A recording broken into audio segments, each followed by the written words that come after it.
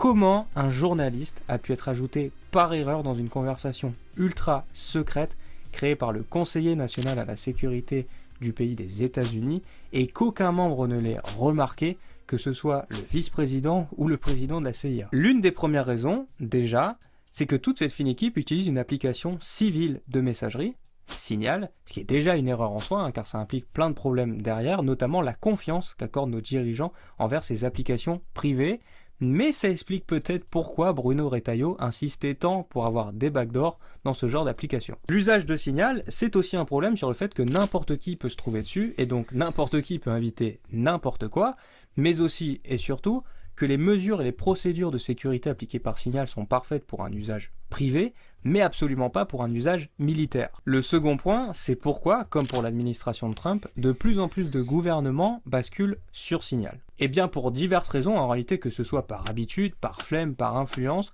ou par peur d'être écouté par ses collègues sur les canaux officiels. Pour l'instant, l'administration Trump se défend en annonçant que les informations partagées n'étaient absolument pas confidentielles, le secrétaire de la Défense allant même plus loin et annonçant qu'il ne s'agissait même pas d'un plan de guerre. Pourtant, la réalité, c'est que ce leak est gravissime. Les informations partagées 2 heures avant l'attaque et pendant l'attaque indiquaient clairement les équipements, la manière et les personnes visées. Alors imaginez pendant un instant que ce n'était pas un journaliste qui a été ajouté alors que le journaliste n'est pas attendu quelques jours avant de partager ces informations ou tout simplement que les personnes aient décidé de les revendre au plus offrant. Entre un pays qui pourrait tirer profit de ces informations et axer sa défense sur ces éléments et le danger que cela représente pour la vie des pilotes, je vous laisse imaginer les conséquences dramatiques que ce leak aurait pu avoir. Et le plus beau dans tout cela, c'est que le Pentagone avait alerté 2 jours avant sur l'utilisation de Signal qui pouvait contenir une vulnérabilité à ce moment-là. Mais c'est aussi ça, la cybersécurité. Ce n'est pas lutter que contre les attaquants, mais aussi contre les erreurs humaines.